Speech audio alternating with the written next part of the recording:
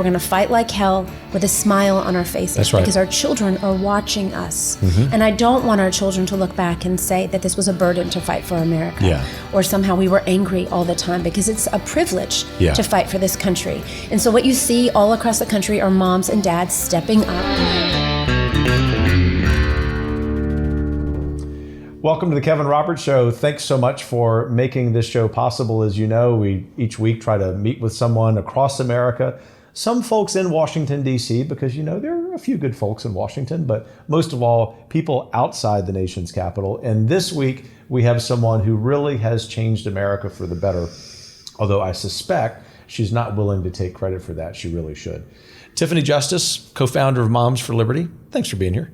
Thank you for having me. And you're correct. I have not done any of this alone. No, you haven't. And yet, it is heartfelt, not just from me and from heritage colleagues who know, but from people all across the country as I travel around with my heritage hat on, talking about my optimistic view for the future in spite of all of our challenges, that invariably at every one of these events, Moms for Liberty comes up. And I say that's an example in modern America of women, great American women, who've said, we've had enough. So thank you. You're welcome. And thank the over 95,000 members across the country that are standing up and taking their communities back. No, it's great. In fact, my wife, you'll appreciate this. I mentioned this to one of your compatriots in Moms for Liberty a little while ago. My wife said a few months ago in a fit of very legitimate rage about everything that was going on, she said, Kevin, why isn't the Heritage Foundation doing something for parents? I said, Michelle, look at Moms for Liberty. She said, wow, these women are awesome. And so Heritage has been, and Heritage, I will say, has been great for us to be able to learn from. Because your leadership has been bold. The Heritage itself has been bold on the issues that are affecting American families. And we're appreciative of that because it's going to take bold action. Well, it will. And I am very proud of my colleagues who have a certain level of fearlessness that has always been required to protect not just freedom, but something even more important than freedom, and that is flourishing, especially of kids.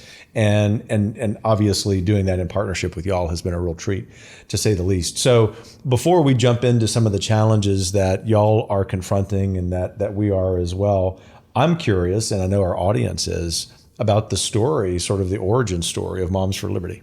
So Moms for Liberty was founded by me and Tina Deskovich, and we both served as school board members from 2016 to 2020 in Florida. Both moms. Tina has 5 children with her husband combined. I have 4 children with my husband. So, you know, we were unpacking a lot of backpacks, but then serving as school board members. And we'd like to say we saw behind the education curtain, and it was not pretty. And then COVID happened, and all of America saw behind the education curtain. And what parents saw was what their kids were learning or not learning, and they were very, very concerned. And so Moms for Liberty was born out of a need to unify parents so that they had a real seat at the table. We saw that the union had an undue influence in our children's education, and that there were many people that were profiting off of the education system in America, but the outcomes are not what they should be. We are funding failure as far as public education is concerned. So Moms for Liberty, our mission is to unify, educate, and empower parents. And what we've seen is that when you unify parents and you bring them together and then you educate them on the issues and inform them, then they're empowered to make change. And obviously you have really touched a nerve because you've got 95,000 who have joined you. I'm curious, and this is the historian in me coming out, the chronology of this, but going back to when you first decided you were going to run for school board, because I think that says something about you, and it also speaks to an act that a lot more Americans need to be willing to do. So walk us through that and up to the point where you realize, gosh, this thing I've gotten myself into is a real albatross around the neck of achievement, educational achievement, social achievement for our kids. So I decided to run for school board because I was volunteering at my daughter's school. There was an elementary school that was in my community, in my county, and it had really fallen into a state of disrepair. The hallways were flooding when it rained, and there were kids that I knew were at school that day, and they'd have wet sneakers, and that was the only pair of sneakers they had. So they would be putting those wet sneakers on the next day, and I thought about what that would feel like if you were were sitting in a classroom and your sneakers were wet. And I went to the school board and I said, we've got a real problem here. Went to the principal first, actually, and asked the principal, what can we do? And her attitude really, unfortunately, it was very much, I don't like to make waves with the district because when you do that, they don't like it. And so I got a group of parents together and we went to the school board, and the answer by many of the school board members, in fact, I remember one gentleman in particular who I took on a tour of the school, said, what if we just close the school? Yeah. And I was standing there with our now chapter chair coordinator for the entire country, Pat Blackburn. And I said, excuse me? Yeah. And he said, well, he looked at the guy and said, just close the school. Maybe the land's worth some money. We can sell the land and we'll just build another school. Yeah. And we can combine a couple, And I said, this is a community school. There are people that have gone to school here, whose children go to school here. Yep. They walk to school. You're not closing this school. And from that point on, just continued to rally parents. And we got the school renovated and it flourished. Yeah. And so someone then suggested maybe I should run for school board, and that was never something I thought about doing. You didn't wake up one day wanting to do this. Yeah. No, I mean, I don't come from a family that was like very involved in politics. Yeah. I've never been a very political person in general. Sure. And so for me, I was like, okay, well, maybe I can help other parents to make change for their schools, right? And so I ran and I won. And really loved the experience, learned so much about my community, but it was not without its challenges, for sure. So what was your first school board meeting like? Did it meet your expectations or was it eye-opening? And that's a leading question because I've talked to a lot of friends who've made the jump, thank goodness, to be on school boards. And whether it's the first meeting or the 100th meeting, they come back and say, Kevin, oh my gosh. Yeah, it's very interesting. I would say that much like Tina, who also ran for school board, and we didn't know each other, by the way. We weren't friends. We didn't know each other. We had only met really twice in person before we started Moms for Liberty. It was very interesting. But we had both been involved. So Tina had run, I think, the PTO at her children's school and had been involved in the district and in a lot of community activities. I had just gone through this experience about learning about the way that capital maintenance and is done in school districts and how money is prioritized. And so I had that background and had really, they didn't want to spend the money, and I showed them in the budget where they could do it. And so I came in with some knowledge under my belt. I had been watching. Yeah, I had been going to the school board meetings. I had been participating. So my first meeting, and it's true, you hit the ground running. You can't say I don't want to make this decision or I don't have enough information. In order for there to be a conflict of interest, you really have to have very solid ground for that. You can't just abstain from a vote. And there's no time to like get up to speed. You get there and it just starts. But I remember that first school board meeting, they swore me in and I put up my hand and they said, so help me God. And I said, I still remember. I said, so help me God. And I think God did, because it really has turned out to be a wonderful experience. No, it really is. I mean, we'll talk about some of the challenges that our respective efforts face, but what a blessing that you decided to run for school board, that you summoned the courage. Of course, you will credit others as well, but y'all have really altered the national conversation. And I think your work has improved the lives of kids, because imagine what would have happened if there wasn't a vehicle, which Moms for Liberty has been, to harness the angst that apolitical parents, I mean, mostly parents who don't have many political thoughts like most Americans, had over the lack of transparency, everything that was going on in COVID. So I want to talk about sort of those national issues, but explain for us that pivot or that moment of transformation where you realized when COVID started and you're dealing with your school district that this was a serious problem for our kids. Absolutely. I remember March 13th, 2020, I was standing in the school district offices and Governor DeSantis came and said, came out and said we were going to be closing schools. And I remember looking at the superintendent, who was a fairly new superintendent. He had been hired in December, but he was an experienced educator and an administrator. and just thinking to myself, oh my goodness, what a test. Yeah. Because a school district is a lot like a cruise ship. I think, it takes a lot to get it moving, and it takes a lot to stop it too. Yeah. And yet we were going to stop the in-person learning and somehow pivot to virtual learning, which we really didn't have any foundation for. And then I watched as really well-intentioned educators and administrators tried to create a virtual system of learning, but there was no accountability for teaching. There was no accountability for learning. And through the end of that year, we graduated children who really had not participated in those last months of school, and we promoted children into the next grade where they were really lacking in a lot of the knowledge that they needed. And it was very concerning. So Tina and I both watched this happen. Then we watched as the teachers' unions across the country tried to keep schools closed. And Governor DeSantis and Richard Corcoran, the Commissioner of Education at the time, came out on July 6th, 2020, and said, we will be open for in-person learning in Florida. You can do virtual. We're not going to mess with your funding, but we will have in-person learning. Classes will be open. And the Florida Teachers Union sued Governor DeSantis, and I believe they won it first, and then Governor DeSantis appealed and won. And my goodness, did we open schools? And which is a national story. Absolutely. Actually, an international story. Absolutely. And because we had the data to show that it was safe. We knew that it was safe, and we knew that kids needed to be in school. And I think really everything was about, just risk analysis. But we knew the kids needed to be in school.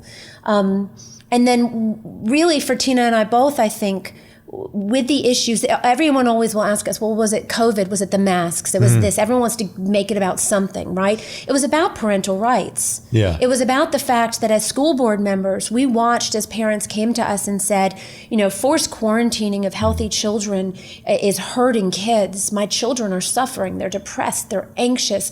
The masking in my own district, every district in Florida was able to come up with their own reopening plan.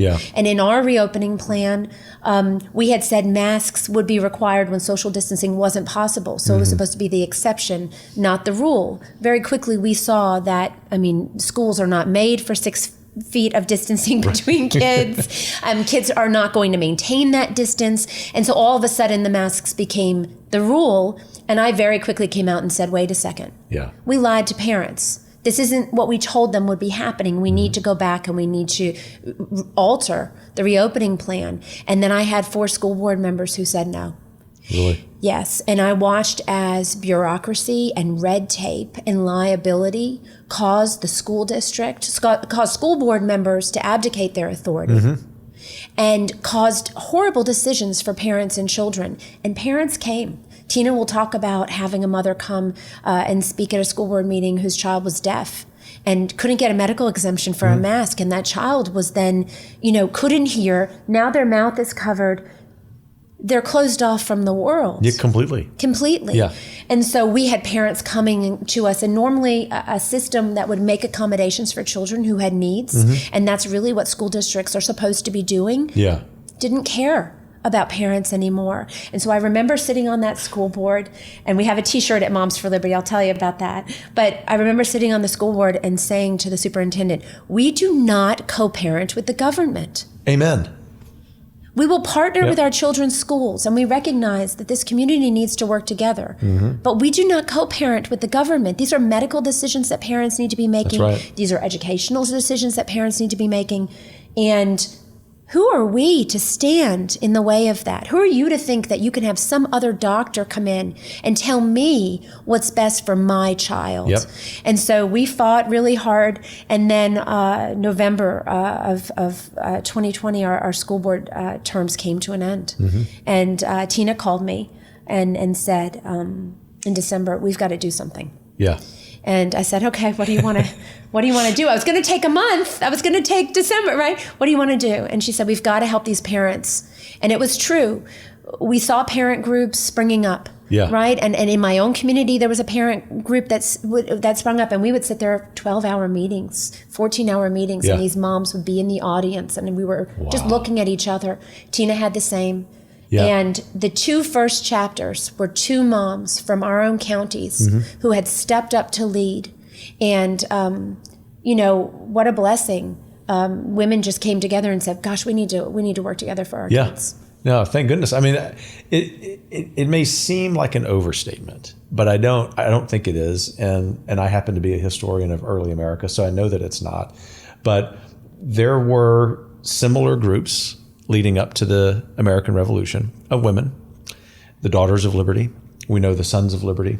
There were Republican motherhood groups, little r Republican. And all of that was to be in support of faith and family and freedom, ultimately of the revolution too. And therefore, where I'm going with that, Tiffany, is that I've been arguing for the last few months that we are going through what I call a second American Revolution, hopefully with no bloodshed. I don't, of course, suggest violence there, but I think what was happening is that we're because of COVID, because of this long-standing thing or pattern that Americans have not really been paying attention to, which is the intrusion of government into our lives. We know that at the federal level. Depending upon someone's state, they may know that at the state level. But what you put your finger on is that it was happening at the local level, that the government was at best wanting to co-parent with families. In fact, even some government and teacher union officials said, we need to get parents out of the way when it comes to their children, right? That they're almost wards of the state. All of that to say, this is, while huge for education and for kids, this is a moment. Moms for Liberty is something that really has ignited, even for those Americans who don't have kids, real encouragement about the future. And so tell us some of the most inspiring stories or incidents where y'all have really changed the outcome of particular debates across the country. Very early on, a friend of mine who is a lawyer in Florida and worked very hard fighting against forced masking and forced vaccinations said to me, Tiffany, you guys are war moms. Yeah, that's right. He said, you need to understand you're war moms. It's a different type of war. And I said, wow, okay. Let me wrap my head around that for a second. And then I thought about what that meant, and I thought about what it meant for the future of our country. And that's where Joyful Warriors came from. Yeah. Because I always say we're going to fight like hell with a smile on our faces. That's right. Because our children are watching us. And I don't want our children to look back and say that this was a burden to fight for America. Or somehow we were angry all the time, because it's a privilege to fight for this country. And so what you see all across the country are moms and dads stepping up. And we've been very focused on school board. Our parents know their school board members now by name. They probably didn't even know what the funding mechanism was for their district, right? But parents are stepping up and getting involved. So the proudest moments for us, we celebrate wins all the time. Small wins, big wins. Sometimes it's getting a worksheet out of a classroom that a parent saw was an issue. Sometimes it's winning, like in Kenosha, Wisconsin, 2 of 3 school board seats, and the vice chair of our chapter being the county supervisor. And I said, why did you run for county supervisor, Amanda? And she said, well, they're the ones who get to pick who runs the health department. Oh, how and I smart. said, aren't you a smart cookie? Yeah. Because we watched as forced quarantining of healthy children to keep healthy children home at 2 weeks at a time was horrible. It was devastating to their future. And moms watched as we knew this precious time in our children's lives where every day matters was just taken from them by adults who forgot that 14 to 15 is different than 34 to 35. Yeah. Right? That's right. And all the data showed that. And that's a remarkable thing. Right? But moms know it inside of themselves. Moms knew, right? We knew immediately when the American Academy of Pediatrics comes out and tells moms that babies don't really need to see your face. That's a lie. Yeah, that's right. And American parents watched as an expert class failed them and said, well, who are the experts now? Well, the experts are going to have to be us. We're going to have to trust ourselves again, and we're going to have to trust each other. And so I think the coolest thing about Moms for Liberty, I say it all the time, who knew I was going to make so many new friends in my 40s? Who knew we were? But parents were busy. They were raising their families. They're working, right? They thought their kids were doing okay in school. And then the things that meant the most to them, they realized maybe weren't as secure as what they thought. And so, the wins, I mean, it's great. And when one of us falter, or, there's always someone else that's going to be willing to step up. And I've watched that across the country. You watch as our chapters build. It's like a little fire starts in a state, and then the next county starts, and then the next county starts. And it's been really neat to watch that and for the parents to learn from each other. So what we saw for a while, like things happening in California or in Washington, it would take time. Right now, these parents are communicating and they're saying, like, I don't put a bike helmet on my child because they've been hurt before. I put a bike helmet on my child because I know there's potential for them to get hurt. And so parents now are looking and saying, I don't need my daughter to be sexually assaulted in a bathroom to know that that's not a good idea to have boys in the girls' bathroom. Because we've seen what that looks like in other places. It doesn't have to happen here. Right? And so we're learning from each other.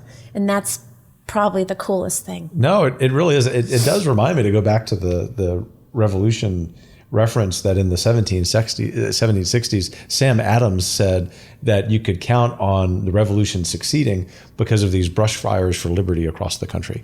And God wired us to be a free people. Yes. I mean, every human being on the planet. The privilege that we have in the United States is that we actually, through our own individual action, can work hard enough to put government back in its box. It's a shame we have to do that. But in spite of all of this good work, there are naysayers. And, at Heritage, you laugh and I'm laughing because at Heritage, we chuckle about this because this is what we call being over the target. You can judge your success by the people who are complaining about your work. And so y'all have an illustrious list there from Randy Weingarten, head of the teachers unions, to Al Jazeera, our favorite news site. Have any of those attacks been the kind of thing that bothered you, or were they, those kinds of things often become encouragement? That's a really interesting question. I think Tina and I were put through the ringer as school board members. Yeah. I know we were. Yeah. But I feel like we were trained for this. We were prepared. And so as we stand in defense of liberty and freedom in America, we're helping other mothers to see that people can call you names and you just need to get past it. And so you're right. There have been a lot of things written about us. I'm reminded that you get the most flack when you're over the target. That's right. And I think we're becoming okay with it. You'll see me do this a lot. I'll say, look at our moms. And I say, just brush it off. But I think we are really upsetting the balance of power in education. Yeah, you are. Yeah. And you completely are. And it's very concerning to a lot of people because there are a lot of people that are making a lot of money, our hard-earned money, off of our children and off of education. And what parents are looking at are the outcomes. And I've often said, if there was a surgeon and 2/3 of the people that surgeon operated on didn't make it out of surgery, would we still be allowing that surgeon to operate? And yet here in America, we have roughly 2/3 of our kids not learning to read proficiently, not doing well in math and science, and yet we continue to fund that failure and increase the funding of that failure. And so parents are kind of, for the on offense, blowing the whistle and saying, foul play, like something's up here. And that's really making a lot of people angry. But at this point now, I agree. I think we're pushing all the right buttons. Good. Well, speaking truth to power is an American custom. So God bless y'all for doing it. I don't want to lose the thread that you introduced, which is important to me and to Heritage as well, about fighting the problem of redefining boys and girls. And just a little bit of context from me on that as a kindred spirit on that issue. Several years ago, when this came up first in the Texas legislature during my previous role, there had been a similar fight in North Carolina, which of course, the other side said this North Carolina law was going to cause all of these economic problems in that state. North Carolina is one of the most flourishing states in the country, so that didn't happen. But the point was, one of our coalition partners on the issue of defending girls and not allowing men to be in their restrooms was that there weren't enough cases of abuse.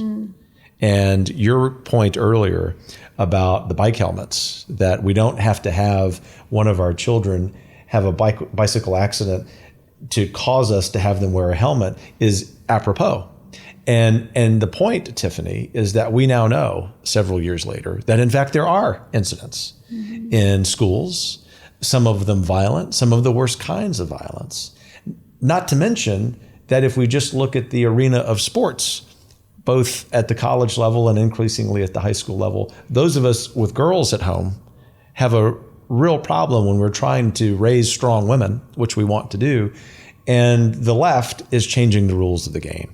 So why don't you explain for our audience the extent to which Moms for Liberty is confronting that problem? Absolutely. Well, our moms are concerned with all different areas that are affecting their children, right? Sure.